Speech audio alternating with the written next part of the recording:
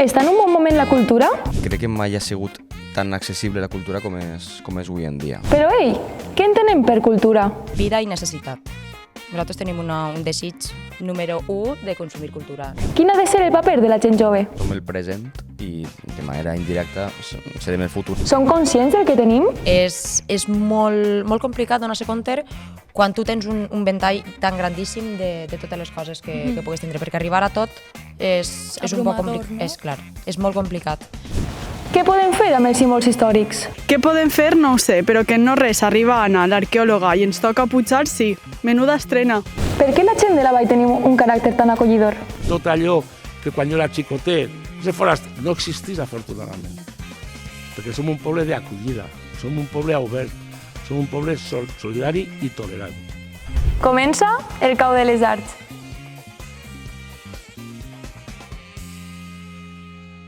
Hola a totes i a tots els que esteu a l'altre costat, ja siga en els cascos posats o a l'altre costat de la pantalla. Com bé veieu, no estic a soles, estic molt ben acompanyada amb els nostres convidats d'avui, que seran Joan Macià, benvingut, Gràcies. i Sofia Zarzoso, benvinguda. Gràcies, un plaer. Vaig estalviar-me un poc el tindre que presentar-vos, així que vos heu dit a vosaltres. M'agradaria que vos diguéreu qui sou i què feu en un par de parauletes. Bueno, jo soc Sofia Zarzoso, soc músic de professió i una apassionada del deport, així en resum. Molt bé. Aquestes cosetes. Joan? Jo això que diuen aprendiz de todo, maestro de nada, jo sóc un poquet d'això. M'agrada la foto, m'agrada el vídeo, m'agrada la música i tot el que puc anar fent és una cosa que me divertix. Que bé. Esto no va ser un repte rere un altre, però m'agradaria que definireu què penseu que és la cultura, perquè potser en casa estan un poc confosos, perquè és un tema molt ampli, i com els dos vos dediqueu a la cultura, m'agradaria que en les vostres paraules me digueu què creu que és.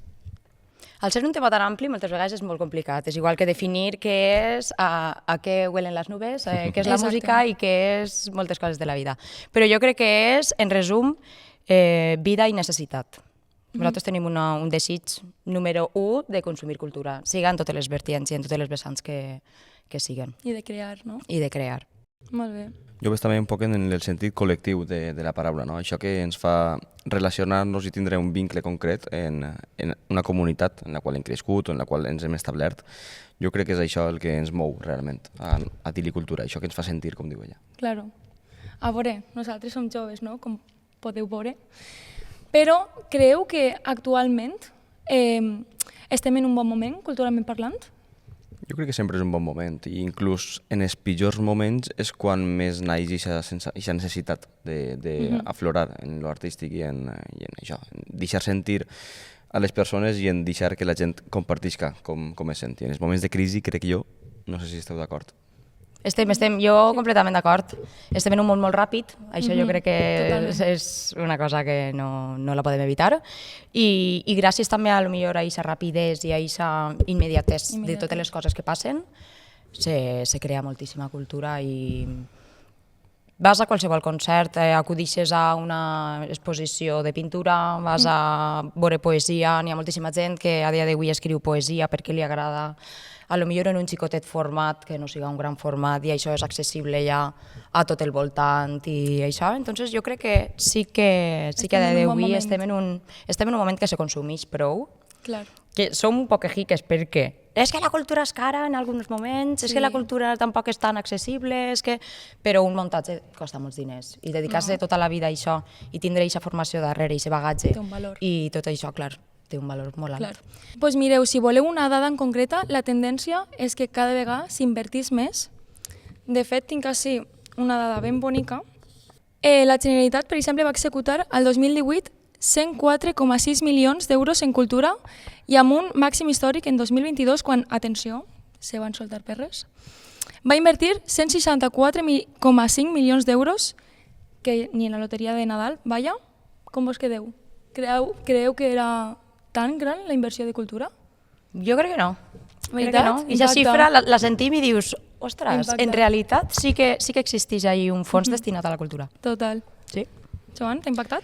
Home, la veritat que sí, sempre és una bona notícia saber que hi ha un bon rendiment econòmic darrere de tot el que es produeix, clar. Claro. I, per exemple, si aterrem les dades així, creu que s'invertís tant o, per el contrari, creu que s'ha d'invertir més en algunes àrees? Quines xifres tenim? Justament les de la Vall d'Uixó no te les sé dir. Perfecte. Jo crec que coses se fan en la cultura en este poble se maneja. Estarem jo crec que d'acord un poc, els tres. I sempre demanaríem més, òbviament, perquè és algo natural i és necessari a la nostra vida, però considere que pot ser tinguen una subvenció que està bé o tinguen una destinació que està bé. De tota manera, també n'hi ha que tenir molt en compte la participació dels col·lectius socials de la Vall, que no és una ciutat precisament amb poques associacions. La veritat que també ajuda molt a dinamitzar aquest teixit social i en definitiva, cultural. Així que un poquet en el que és la col·laboració entre les estratègies, diguem, de l'Ajuntament, sumat al teixit associatiu, crec que estem en un bon moment cultural, inclús dels millors que jo puc recordar en els últims 10-15 anys. Que bé. I, per exemple, ara vull que me doneu vosaltres dades. Quan creu que gasteu a l'any, culturalment, en plan de gastos a l'any, aixina de mitja? Aixina de mitja? Sí. Tu veig, sumant concerts, llibres, música, plataformes... Últimament, prou. Al mes m'agrada comprar-me, encara que després no tinc temps per llegir, però m'agrada comprar-me sempre mínim 3 llibres al mes, o una cosa així, 3-4 llibres.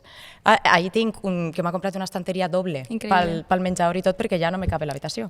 Però en això sí, després concerts també intento anar a moltíssims, al mes també aniré 2 concerts segurs.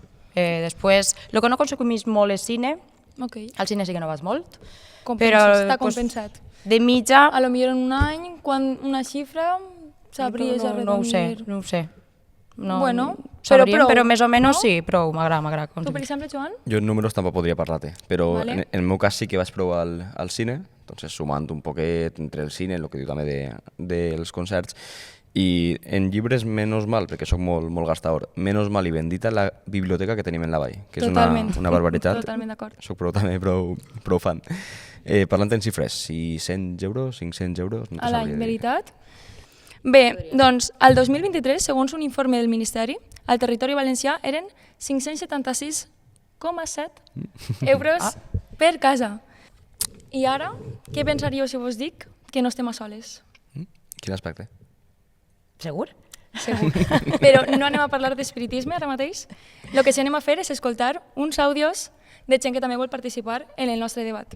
Molt bé. Endavant. Escenaris digitals o, jo què sé, experiències immersives, intel·ligència artificial que genera imatges i idees i textos i de tot, però tot i això, el que continua marcant la diferència és la sensibilitat humana, la intenció, l'emoció i la capacitat de sentir, que és una cosa que cap intel·ligència ha sabut substituir, sense anar més enllà. Quan vaig entregar el cartell de la Carta Pobla, hi havia moltes propostes que tenien darrere intel·ligència artificial i se veu quan veus el cartell. Aleshores, és una cosa que no se va poder canviar. I clar, quan tot això s'està movent tan ràpid, també apareix una pregunta molt important, que com fem arribar aquesta cultura a tothom?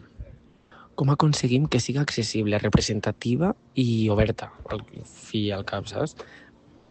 I clar, així entra un tema de democratitzar la cultura, que jo diria que és com escoltar a la gent, entendre el que vol, però a la vegada també tindre la valentia d'oferir coses noves. Ahí està la gràcia, i no quedar-nos només en allò que està de moda.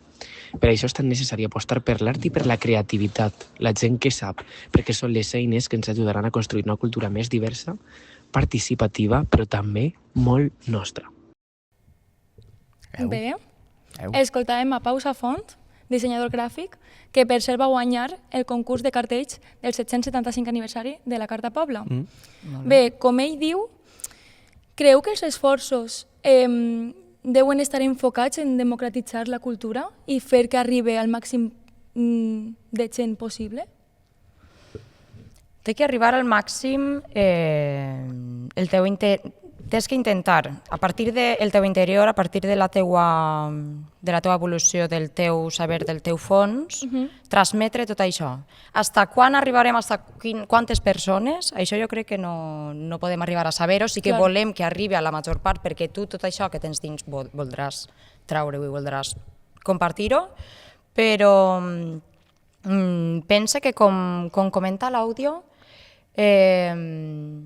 és molt important tindre en compte aquesta realitat que parlava, aquest sentiment, aquesta capacitat que tenim humana, que ja no és IA o ja no és algo que està ja estipulat que segueix uns patrons, sinó que n'hi ha una imaginació darrere, i crec que és necessari per poder fer qualsevol tipus d'art avui en dia, perquè té un paper molt important també allò que no és tan vivencial, tan nostre. Jo crec que també lo interessant també és dirigir-nos, o sigui, escoltar també la gent que porta molts anys promovent la cultura, com ara és el cas de Roser Diago, d'Amics de la Vall. L'escoltem?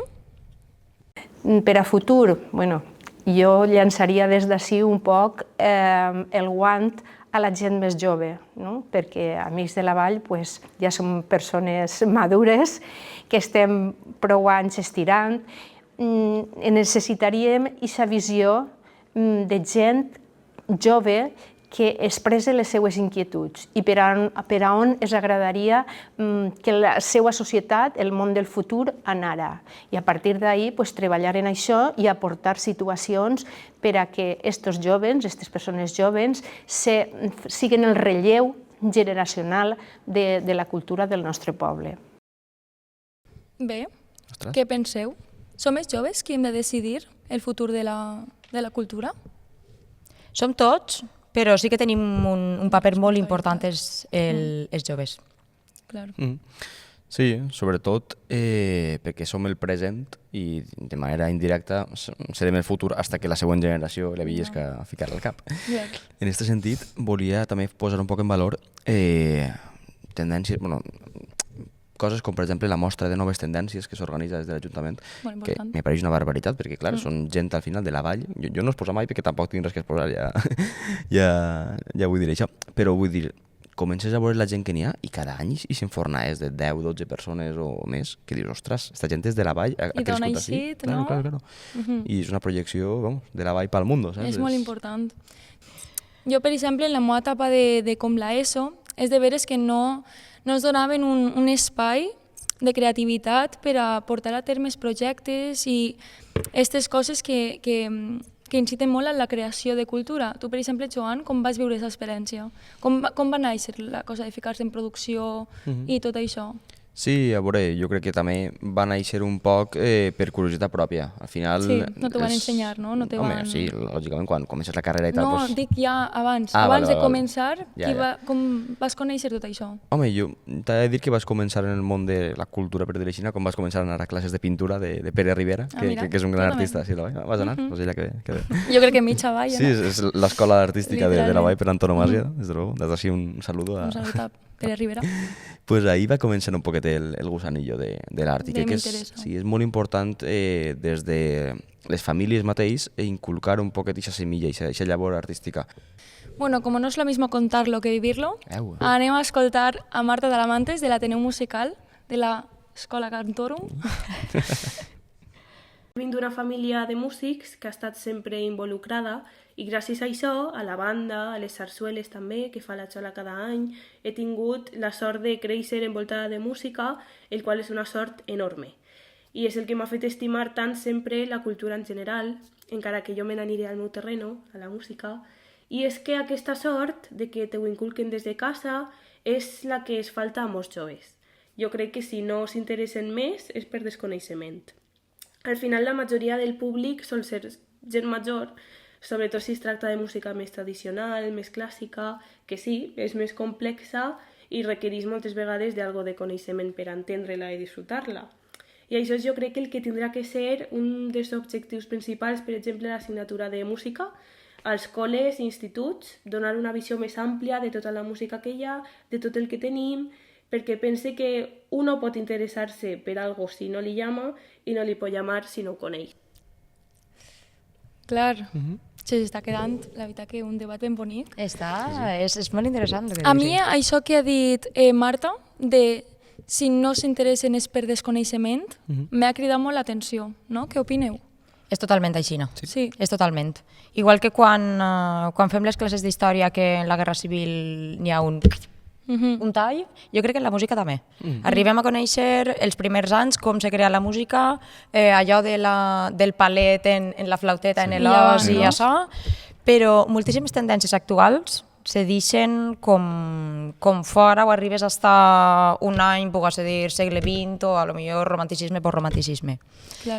Tot això de després és molt interessant, però clar, si ho coneixes, quan més coneixes, més set tens d'això. A mi me va passar sobretot en el segle XX i veus que es comença a ramificar-se tot, està ja la música minimalista, després tenim la programàtica, després el dodecafonisme, després tenim... I allà es comença a fer-se tot gran, que cada una d'aquestes rames xicotetes te porta a moltíssims puestos més. Sí, al final el fer pedagogia sobre el que tenim és el mateix que comentàvem abans, que tenim al nostre abast tota la cultura que vulguem, però si ningú ens obri la porta, crec que és difícil que Perú mateix al final acabarà, però clar. Clar. I per exemple, anem a fer un poc així de gurús. Creu que en el futur la cultura tindrà en compte valors que és possible que avui en dia no se prenga tant com deuria, com és el feminisme, la diversitat d'ètnies, inclús la sostenibilitat? En un futur creu que... Jo crec que avui per avui inclús ja s'està tenint molt en compte. Sí, en comparació, però en un futur jo crec que encara queda molt per fer. És que el tema de futur, jo sóc un poc pessimista en aquest aspecte. No n'hi ha futur? No és que no n'hi hagi, sinó que... Existís? No existeix. El veig un poc polaritzat, entonces això és un poc perillós. I tot el que comporta polaritzacions i aspectes disruptius entre diferents bandos, saps? Que tot acaba en un maniqueisme molt de unos contra otros, tot acaba explotant. Entonces tinc certes pors en aquesta cultura del futur, la veritat. No tens molt d'optimisme en el futur. Ho veig un poc punky, on la gent ja acabarà tan farta que cada un tirarà pel seu rotllo. Bueno, ja està, di que sí, cada un a la d'ell i confien que no, per favor, però ho veig un poquet. igual, Sofia? Espero que no. Claro, és que és complicat el que planteja Joan. Exacte. És complicat, perquè també depèn d'èpoques, se li dona tanta importància a certs temes o certs sectors que acaba esgotant això. Però, per exemple, també creieu que són les institucions que han de marcar un poc les directrius en aquest tema, perquè al fi i al cap potser els recursos són ells qui us ho donen, no? Sí, al final jo crec que el paper institucional, més que marcar directrius d'orientar què és el que ha de voler la gent, el seu paper és ficar un poc de pau entre aquests dos hipotètics bandos de futur. Ja t'he dit, jo tinc una visió molt... Ja molt clara. Sí, un poc bel·licista i confia que no, per supost.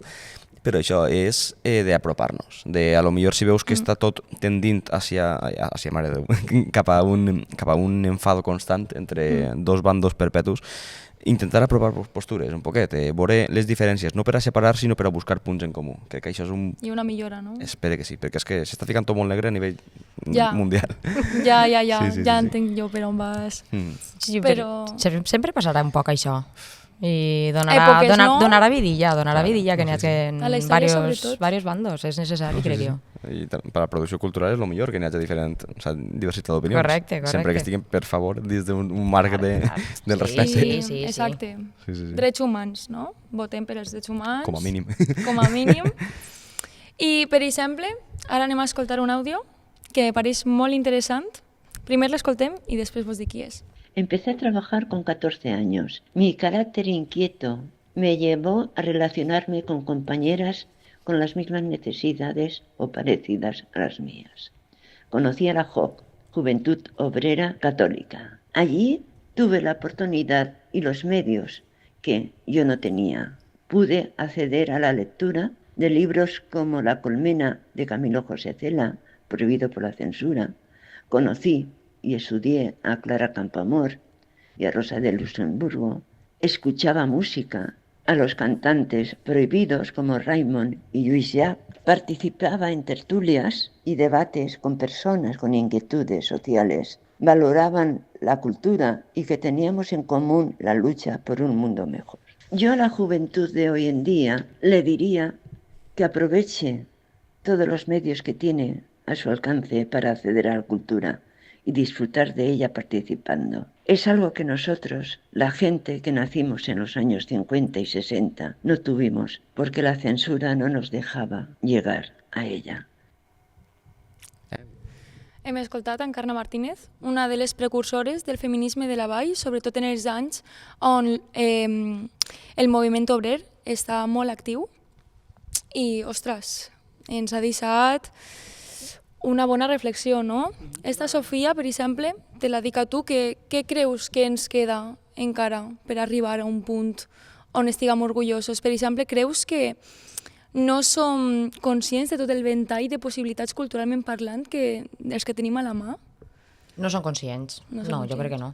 I al final tot gira un poc a la immediatesa que comentava Joan i que comentàvem abans.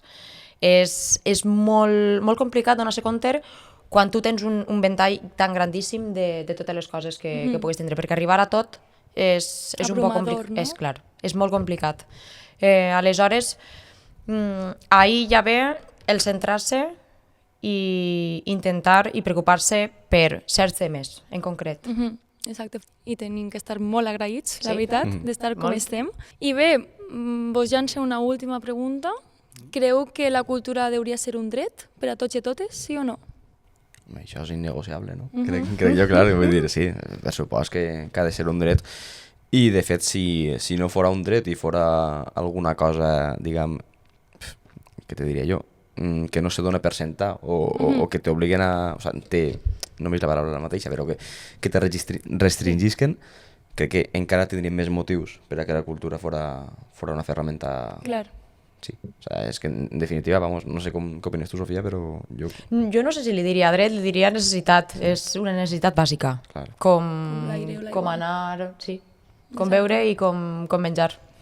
Bueno, ara sí.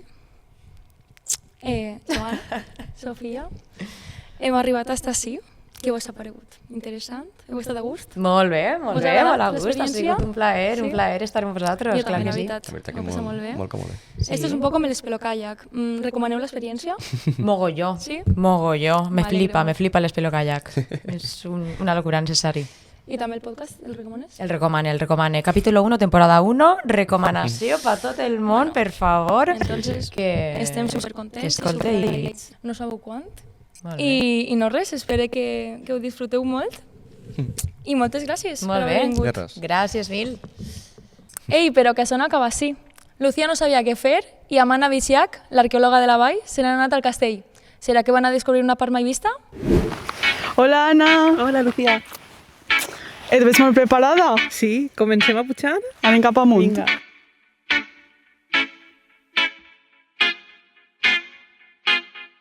Ai. Ara que ja comencem a pujar al castell d'Uixó, jo sempre he tingut una pregunta. Qui manaria a construir aquest castell a fer la mà? La funció d'un castell principalment és la de protegir. Per això s'ha de construir en un lloc que no siga molt fàcilment accessible. I a més que tinga una bona visibilitat. Per a tindre una bona visibilitat hem de buscar un punt molt alt i per això ens el van construir tan alt. I això el fa també molt especial, perquè hi ha altres castells que són més accessibles. Perquè no se tractaria d'un lloc on visquera la gent, sinó un lloc de vigilància i de refugi, i la gent viuria en les alqueries que estarien al seu voltant. Anna, aleshores, tot això que hem parlat sol significa que encara ens queda molt de camí. Sí, ens queda una miqueta encara. Cal pensar que des del poble són 4 quilòmetres, primer de pista i després de senda, i ara comencem ja a pujar per la senda en l'ascens. El castell el tenim a uns 470 metres d'altitud, i així que cal posar-se les piles. Vinga, antes acabarem si pugem ja.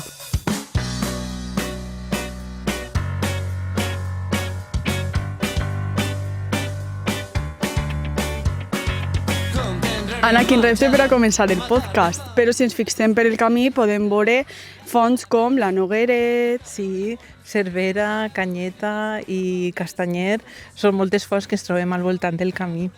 I té alguna que veure en el castell? Amb el castell realment no, perquè encara que estiguem prop, la diferència de cota és prou important. Seria molt difícil portar l'aigua des de les fonts al castell.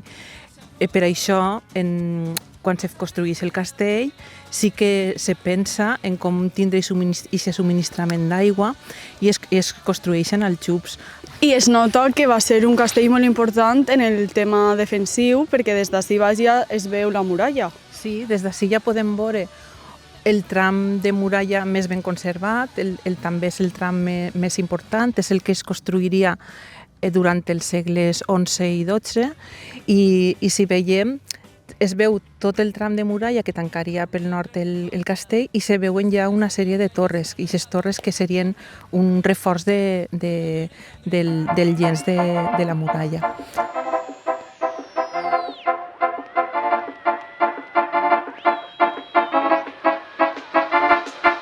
Anna, ens queden ja pocs metres, però el que me falta a mi és pujar un poc més a les muntanyetes. Tu com vas? Bé. Costa una miqueta, però la sort que tenim és que fa bon dia i no fa sol i que seria pitjor. Jo proposo una cosa, un trenet per a pujar, així no pujaríem tots. Sí, no estaria malament. Un funicular o una cosa així. Suposo que per això també és més difícil recuperar-lo, donar-li vida, no? Clar, qualsevol intervenció que s'haguera de fer al castell és molt complicada des del punt de vista de la infraestructura, de com accedir. Se necessitaria una infraestructura molt gran per a poder portar els materials en helicòpter, seria una intervenció molt complicada. Tenim altres exemples de castells que són centres d'interpretació i entenc que pel que ens estàs comentant és més difícil traslladar això a aquest castell. Sí, en aquest cas el que seria un altre tipus d'actuació, no un centre d'interpretació, però sí que es podria posar en valor d'una altra forma, a través de cartelleria, a través d'un itinerari, de marcar una visita, perquè hem de pensar que ens trobem amb un castell que és un bé d'interès cultural, que té el màxim grau de protecció. Hem decidit que tornarem a sembrar la llavor de la polsera, tornarà la primavera. I jo crec que una de les coses que pensem totes les persones que pugem ací és que deteriorat està el castell. Clar, s'ha de pensar que el castell fa molts segles que està en peu i que, clar, és una ruïna perquè no ha tingut un ús durant molt de temps i això provoca que les estructures vagin degradant-se, sobretot pel creixement de la vegetació, i un dels factors fonamentals de degradació del Castell d'Uixó ha sigut la Guerra Civil de 1936 i 1939, ja que el front va estar ací i va patir forts bombardejos per part de l'exèrcit sublevat al castell, i per això veiem en molts dels murs que té moltes pèrdues, molts orificis causats per les bombes. Ara ens trobem el que seria el recinte superior i així el que tenim, que està encara molt ben conservat, són els aljups. Com podeu veure que encara es conserva part de la volta. Els aljups, com hem vist abans, seria una estructura fonamental del castell perquè seria el lloc on tindrien la reserva d'aigua i podien tindre l'aigua en cas de necessitar-la. Ara estem en el vessant oest i així el que podem veure és la muralla per l'exterior, però es veu molt bé el sistema constructiu que està fet a base de la tàpia de pedra o maçoneria encaixada, que se construiria amb caixes de fusta enganxades amb agulles i s'aniria posant una capa de morter de calç, una capa de pedra, com podem veure en algunes de les zones de la muralla on s'ha perdut la costra exterior, perquè després contra la fusta també se ficaria una capa de calç i realment la visió que tindrien els murs seria com una superfície enlluïda, no se veurien les pedres, perquè aquesta capa de morter de calç també fa de protecció del mur. Una vegada se va erosionant més el que és la superfície interior del mur. Després del que hem vist i ens has contat, pense que té un valor patrimonial molt gran. Sí, clar, el castell té un valor patrimonial no només històric, clar, perquè ocorreixen fets importants durant l'edat mitjana, de la capitulació de les alqueries, queda reflectit en el llibre dels Feis de Jaume I. Després, en la revolta dels Mudèjars, que es fan forts així en el castell, i és quan es dona la Carta Pobla de 1250, un fet que enguany hem celebrat i que s'ha pogut explicar com va ocórrer aquest esdeveniment històric. I també durant la Guerra Civil i altres moments històrics, també el valor arquitectònic, arqueològic, tot suma un gran valor patrimonial del que és les restes del castell, que ens conten al cap i al fi la nostra història. Jo crec que deixar Pedro en castell així seria incalculable a nivell no sols econòmic, sinó patrimonial, com tu bé ens has dit. Sí, el que passa que, clar, hem de tindre en compte que conservar unes ruïnes, conservar un bé d'aquestes característiques és una tasca de tots i una tasca de valoració i de respecte de tota la gent que ve, que per exemple, no passar per damunt dels murs, no tocar res, no tocar ninguna pedra, i després també de posar en valor i de que la gent entenga quins són aquests valors i quina és la importància del castell, a part de que es pugui fer alguna intervenció que, com ja hem dit abans, és una tasca molt difícil i que caldrà pensar-lo amb molt de deteniment i quines són aquests punts importants que podem ressaltar i que podem posar en valor. Ja que hem vist que un megaprojecte és pràcticament inviable en aquest castell, què petites accions podem prendre per a ficar en consciència a la població la importància? El més important que seria, crec jo, és la documentació del que n'hi ha, de totes les restes que n'hi ha, i la valoració de quin és realment l'estat de conservació i quines actuacions serien les més urgents des d'un punt de vista d'emergència i després anar fent, encara que siguin xicotetes, actuacions de posada en valor, com el que dèiem abans, fer visites, delimitar un espai de circulació, xicotetes accions que conservaren les restes que encara queden en peu. Anem ja cap a baix, que no sé si és millor la pujar o la baixar. No, ara no res estem baix. Sí. Vinga.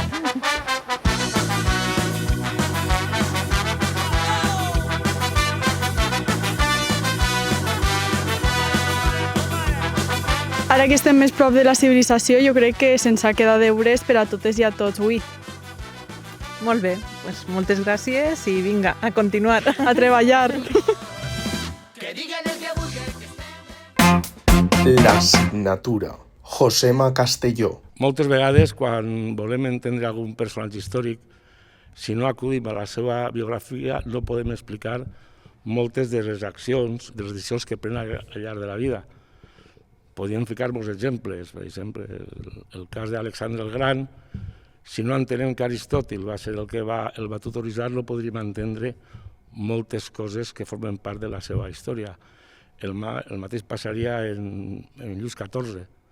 Lluís XIV, per al pare als 5 anys, se fa càrrec Anna d'Àustria, la regent, i durant 10 anys se produeixen unes frondes en França que estan a punt d'acabar inclús en la corona.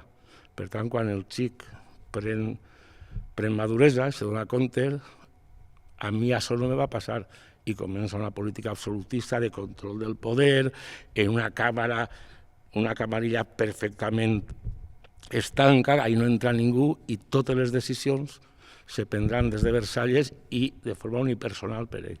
Per què? Perquè ha tingut una biografia que l'ha condicionat. El que passa en aquestes persones, és igual dir Alexandre, que dir Luis, que dir Franco, que dir Hitler, que dir Churchill, que dir Lincoln, és que, diguem, moltes vegades si estudiàrem la seva vida entendríem un munt de coses. Pues el que passa a les persones també passa en els municipis, en els llocs, en les localitats. Jo el que trato d'explicar-vos molt breument ara, molt ràpid, és la formació del nostre poble al llarg de la història, i durant aquesta explicació aprofitaré tota la narració per a destacar dos característiques que a mi me pareixen interessantíssimes de la vall.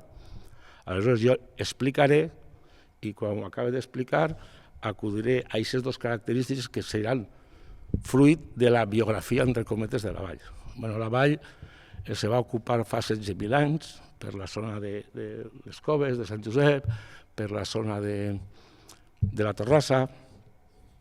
Posteriorment, en llocs, era una època inestable, en colines, com podia ser en Turonets, Sant Josep, la Punta, n'hi ha ocupació ibera, ve la Pax Romana, baixem, tenim restes a l'Avenida Agricultor, en Vinambrós, i posteriorment ja tenim una ocupació, no és molt significativa, però existeix, i n'hi ha restes arqueològics, de població germànica, visigòtica, entre el Poblet i el grup La Unió.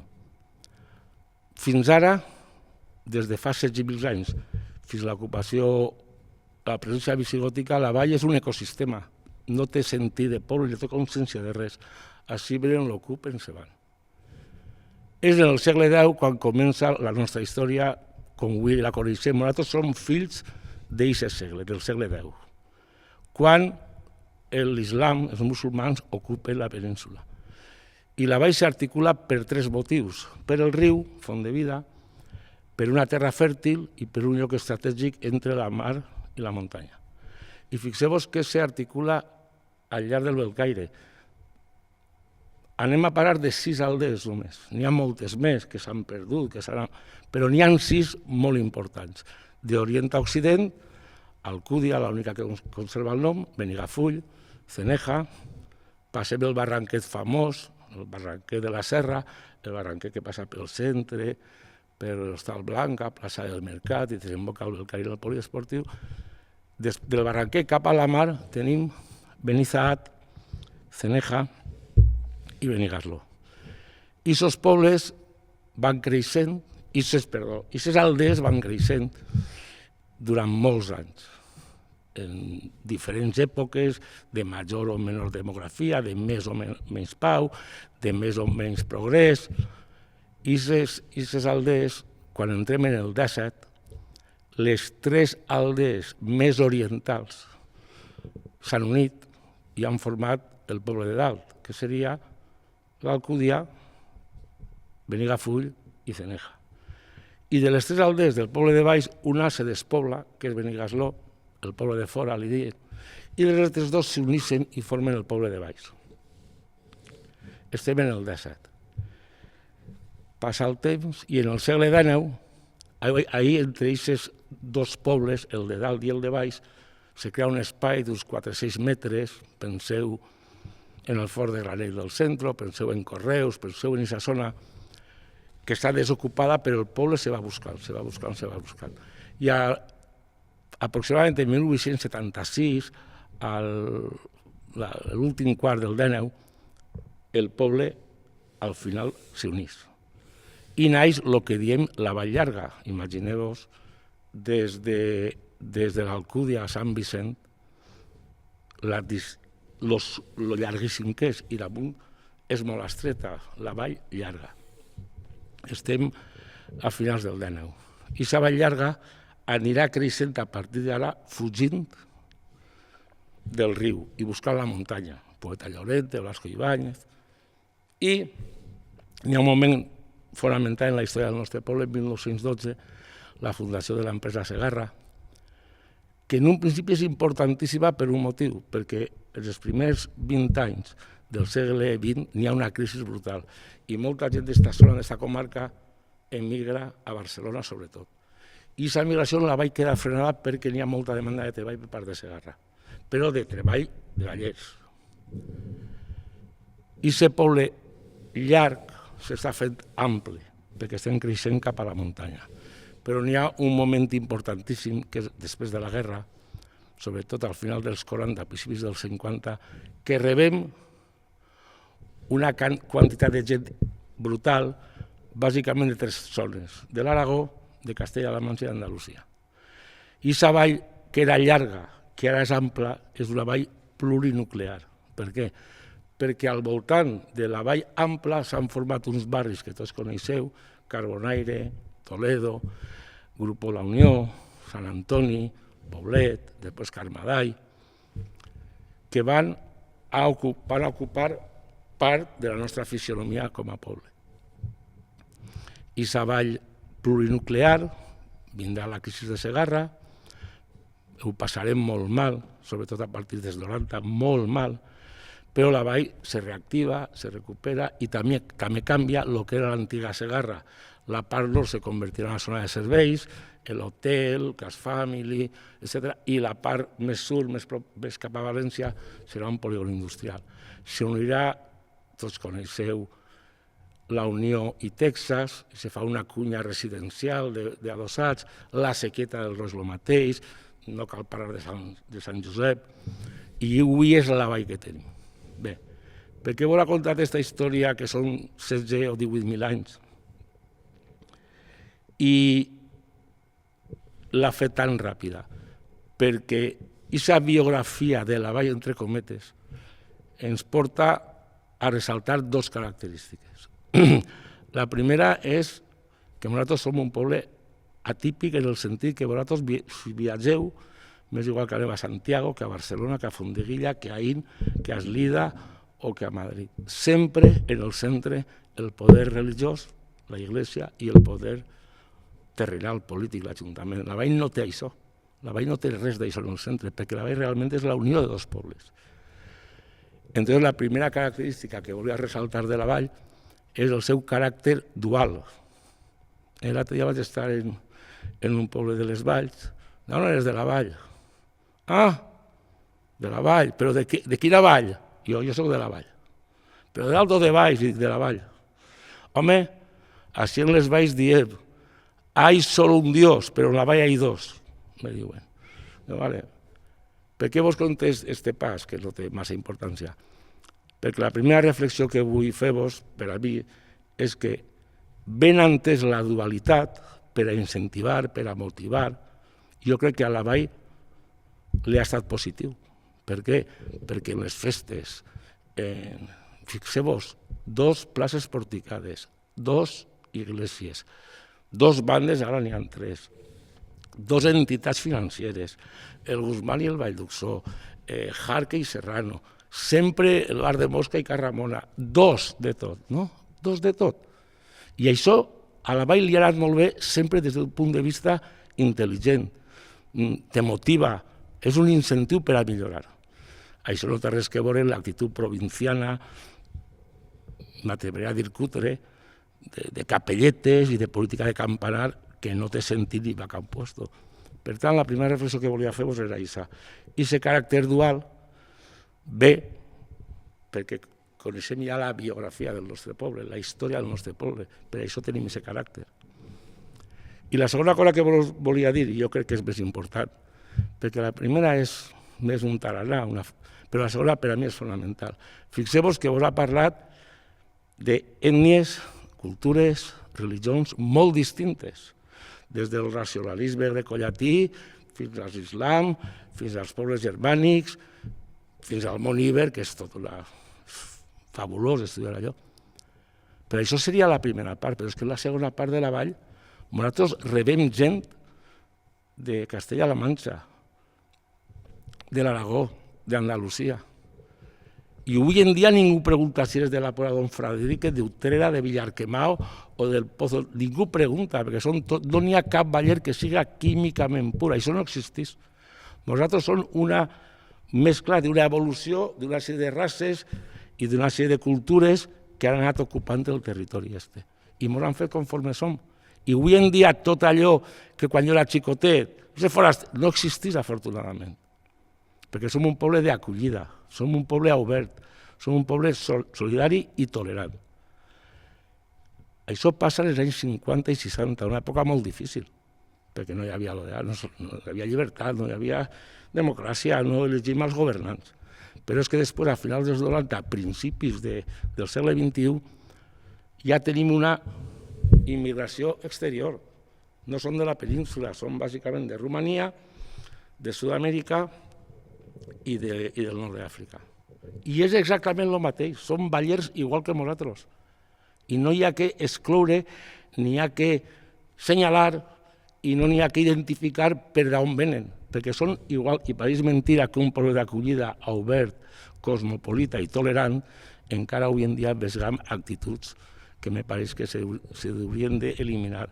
Si tot això que vos ha dit en els instituts, en les escoles, en el conservatori, en els clubs de futbol, en les bandes de música, algun discurs s'impregna d'estos valors de la dualitat nostra i de la tolerància al respecte, crec que seria positiu per al poble. Moltes gràcies.